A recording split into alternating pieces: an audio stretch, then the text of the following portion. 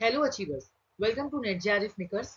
आज के हमारे इस लेक्चर में हम डिस्कस करने वाले हैं most repeated and important questions of higher education. हमारे आज के टॉपिक में फरवरी 2023 में आपके नेट के पेपर के अंदर हायर एजुकेशन के अंदर जो क्वेश्चन सबसे ज्यादा रिपीट करे गए थे हर सेशंस के हर शिफ्ट के अंदर, हम उनमें से कुछ क्वेश्चंस को आज यहाँ पे इन डिटेल में समझने वाले हैं। हमारे चैनल पे जिस तरीके से हम डेली बेसिस पे research aptitude and teaching aptitude की सीरीज हम जो प्रीवियस ईयर क्वेश्चन को चला रहे हैं, उसी तरीके से आज से हमने स्टार्ट करी है हायर एजुकेशन के प्रीवियस ईयर क्वेश्चन की सीरीज।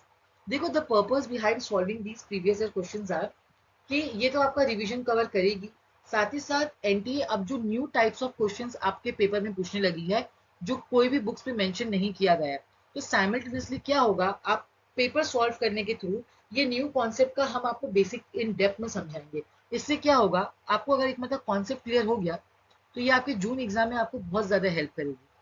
ठीक है, और हमारे चैनल की प्लेलिस्ट पे आप जाइए, वहां पे टीचिंग एंड रिसर्च एप्टीट्यूड की जो हमारी सीरीज चालू है प्रीवियस ईयर क्वेश्चंस की, आप उन प्लेलिस्ट से जाके उन लेक्चर्स को देख सकते हो। 100% गारंटीड आपको बहुत ज्यादा हेल्प मिलेगी उन क्वेश्चन से। So let's get started. हमारा सबसे पहला क्वेश्चन है, which of the following are the goals of SIP initiated by UGC in institutions of higher learning. तो देखो, एसआईपी क्या होता है। एसआईपी एक प्रोग्राम है जो यूजीसी ने स्टार्ट किया है, और यूजीसी ने बोला है कि जितने भी हायर लर्निंग इंस्टीट्यूशंस होते हैं, यानी जितने भी इंस्टीट्यूशन जहां पे हायर एजुकेशन है, वो लोग एसआईपी कंडक्ट करेंगे अपने इंस्टीट्यूट के अंदर। अब ये एसआईपी क्या होता है, देखो एसआईपी का फुल फॉर्म है स्टूडेंट इंडक्शन प्रोग्राम। ठीक है, इसको एक और नाम से जाना जाता है जिसको हम लोग दीक्षारंभ भी कहते हैं। तो कभी अगर आपके क्वेश्चन पेपर में एसआईपी लिखा रहे या दीक्षारंभ लिखा रहे, तो समझ जाना आंसर हमेशा सेम होगा। ठीक है, यहां तक क्लियर है। अब ये एसआईपी या दीक्षारंभ होता क्या है, तो ये एक गाइडलाइन है फॉर स्टूडेंट इंडक्शन प्रोग्राम। तो बेसिकली ये स्टूडेंट इंडक्शन प्रोग्राम क्या होता है, ये एक इंट्रोडक्शन प्रोग्राम है। ठीक है, ये एक इंट्रोडक्शन प्रोग्राम है जो हर हायर एजुकेशन इंस्टीट्यूशन को अपने इंस्टीट्यूट में करना ही पड़ता है। तो यहाँ पे क्या और क्यों इंट्रोडक्शन होता है, तो ये इंट्रोडक्शन प्रोग्राम न्यू एंट्रेंट के लिए है, यानी कि जो स्टूडेंट जो न्यूली एंटर कर रहा है हायर एजुकेशन के अंदर, यानी जो बच्चे अब एंटर कर रहे हैं हायर एजुकेशन लेने के अंदर, उन बच्चों का इंट्रोडक्शन करवाना ही एसआईपी का मेन ऑब्जेक्टिव है। अब किन तरीके से किससे इंट्रोडक्शन करवाना है, तो ये जो न्यू बच्चे फर्स्ट टाइम हायर एजुकेशन के अंदर एंटर कर रहे हैं, उनका इंट्रोडक्शन करवाना विथ हायर एजुकेशन, कि भाई आप जो हायर एजुकेशन के अंदर अभी एंटर कर रहे हो, हायर एजुकेशन क्या होता है, हायर एजुकेशन की आपकी लाइफ में क्या वैल्यूज है, हायर एजुकेशन आपको करना के मौका मिल रहा है, उससे आपकी लाइफ में ये कितना प्रिविलेज ऐड कर रहा है, हायर एजुकेशन के बारे में अवेयरनेस क्रिएट करना बच्चों के अंदर। ठीक है, अब आपकी क्या रिस्पॉन्सिबिलिटीज है, उनको वो उनके अंदर कल्टीवेट करना, उनको बताना। साथ ही साथ हायर एजुकेशन के इंट्रोडक्शन के साथ साथ ये बच्चे जिस इंस्टीट्यूट से हायर एजुकेशन कर रहे हैं, उस इंस्टीट्यूशन के बारे में भी इंट्रोडक्शन देना, कि इस इंस्टीट्यूट की क्या वैल्यूज है, क्या कल्चर है, क्या उनकी पॉलिसीज है, उनके इंस्टीट्यूट के अंदर कितनी कमिटीज है, उनकी फैकल्टीज से, वहां के स्टूडेंट से, यानी all about A to Z of higher education, ताकि ये बच्चों को ये समझ में आए कि हाँ भाई, अब हम हायर एजुकेशन में एंटर कर रहे हैं, हमारे ऊपर क्या जिम्मेदारियां हैं, हमारे हमको हायर एजुकेशन के बारे में कितनी अवेयरनेस अंदर होनी चाहिए, हमारे लिए ये क्या वैल्यू ऐड करेंगी, हायर एजुकेशन की क्या वैल्यूज है, ये सब चीजें बच्चों के अंदर इंकलकेट करने के लिए ये प्रोग्राम को हर इंस्टीट्यूट, हायर लर्निंग के इंस्टीट्यूट को ये प्रोग्राम को करना ही करना है। ये यूजीसी ने ही इनिशिएट किया है। इसको हम दीक्षारम, यानी दीक्षारम यही है, it is a guideline for SIP. ठीक है, आई hope it is clear till here. तो हमारे पास चार ऑप्शन दिया हुआ है। पहला है इंकलकेट द इमोशनल और intellectual energy and values of higher education, ये अभी वैल्यूज का मैंने आपको बताया। सेकेंड ऑप्शन है improvement of infrastructure in premier institution of the country. देखो यहाँ पे कोई भी ना फिजिकल एस्पेक्ट की बात नहीं हो रही, यहाँ पे हम बात क्या कर रहे हैं, वैल्यूज की, अवेयरनेस की, रिस्पॉन्सिबिलिटीज एंड प्रिविलेजेस की, है ना। Develop the inherent competence and kindle a positive attitude in the new entrant of higher education. जो न्यू एंटर है, जो न्यूली एंटर कर रहे हैं हायर एजुकेशन के अंदर, उन बच्चों के अंदर पॉजिटिव एटीट्यूड डेवलप करने के लिए, cultivate sense of intimacy and an awareness of privileges and responsibilities. तो करेक्ट आंसर है हमारा ए, सी एंड डी।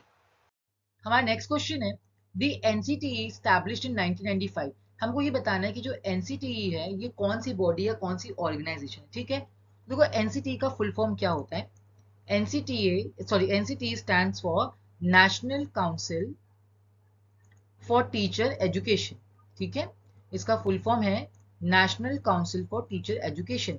ये एक स्टैट्यूटरी बॉडी है जो स्टैब्लिश करी गई थी 1995 में। अब ये स्टैट्यूटरी बॉडी क्या होती है, तो देखो स्टैट्यूटरी बॉडी का मतलब हम उन ऑर्गेनाइजेशन को कहते हैं जो गवर्नमेंट ने जिस एक्ट को पास करके बनाया है।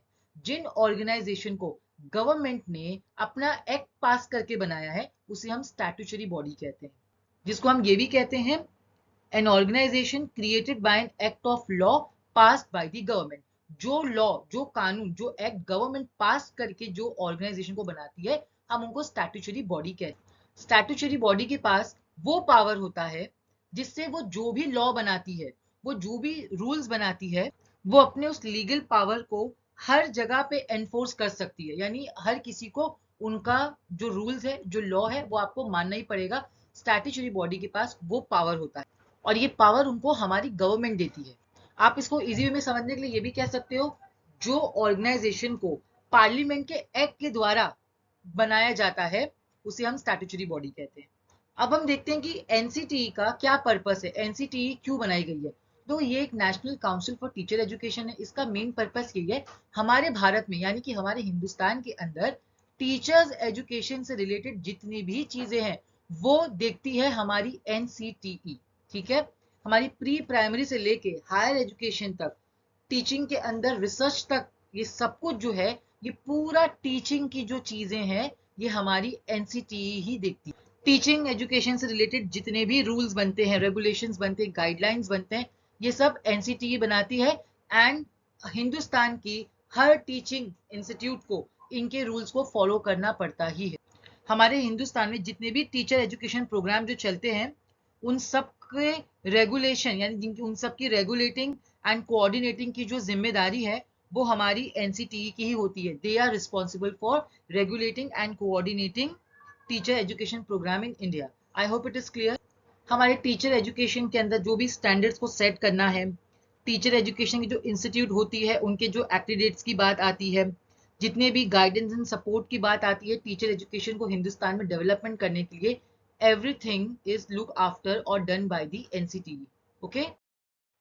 हमारा नेक्स्ट क्वेश्चन है identify the statutory bodies of a university. यानी कि हमारे यूनिवर्सिटी के अंदर कौन कौन सी स्टैट्यूटरी बॉडीज होती है। ठीक है, तो इसके अंदर हमारे यूनिवर्सिटी के अंदर board of studies, academic council, executive council and finance committee, ये 4 स्टैट्यूटरी बॉडीज हर यूनिवर्सिटी के अंदर होती है। देखो इनका मेन रोल पता है क्या होता है, जितनी भी एकेडमिक पॉलिसीज हैं उनको सेट करना, हमारी जो यूनिवर्सिटी का जो उसको एडमिनिस्टर करना यानी कि मैनेज करना हमारी यूनिवर्सिटी को, यूनिवर्सिटी के जो भी फाइनेंस वगैरह है उसको देखना, ये उनका काम होता है। मैं आपको एक एक करके इनकी फंक्शनिंग्स बताती हूँ ताकि आपको और अच्छे से समझेगा। देखो बोर्ड ऑफ स्टडीज क्या होता है, तो हमारी जो बोर्ड ऑफ स्टडीज है ये एक कमिटी होती है यूनिवर्सिटी के अंदर जो रिस्पॉन्सिबल होती है हमारे यूनिवर्सिटी के अंदर जितने भी एकेडमिक प्रोग्राम एंड कोर्सेज को डेवलप किया जाता है यानी जो बनाया जाता है उनको लुक आफ्टर एंड गाइड करती है हमारी बोर्ड ऑफ स्टडीज। ठीक है, अब देखो इसका इनमें रोल क्या होता है, जैसे कि क्या करिकुलम होना चाहिए कोर्स का, कैसी टीचिंग मेथड यूज करनी चाहिए, एकेडमिक स्टैंडर्ड्स क्या होना चाहिए, किस तरीके से जितने भी एकेडमिक प्रोग्राम्स है उनका असेसमेंट कैसे किया जाए, किस तरीके की क्वालिटी की प्रोग्राम्स यहाँ पे प्रोवाइड करी जाए, ये सब है ना हमारी बोर्ड ऑफ स्टडीज देखती है।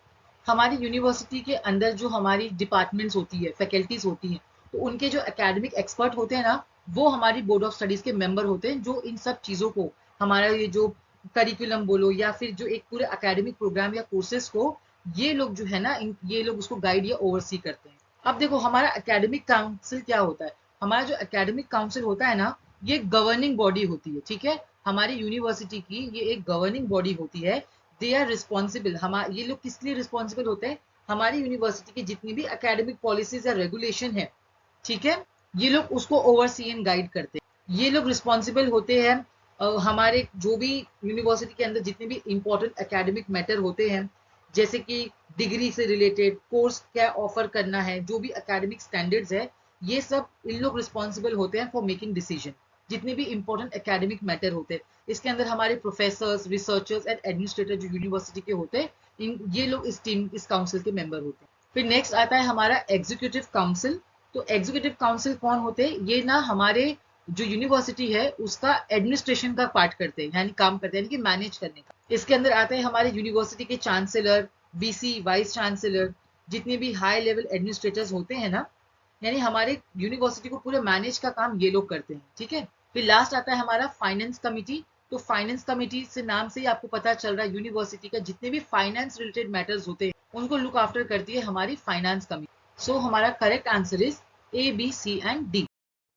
आज का हमारा लास्ट क्वेश्चन है, which of the following are the grounds on which discrimination of citizens for admission to educational institutions in India is constitutionally prohibited. देखो, कॉन्स्टिट्यूशनली प्रोहिबिटेड का मतलब होता है कि हमारे संविधान यानी कि हमारे कॉन्स्टिट्यूशन के अंदर किन चीजों को स्ट्रिक्टली मना किया हुआ है, स्ट्रिक्टली यहाँ पे प्रोहिबिट किया गया है, ठीक है।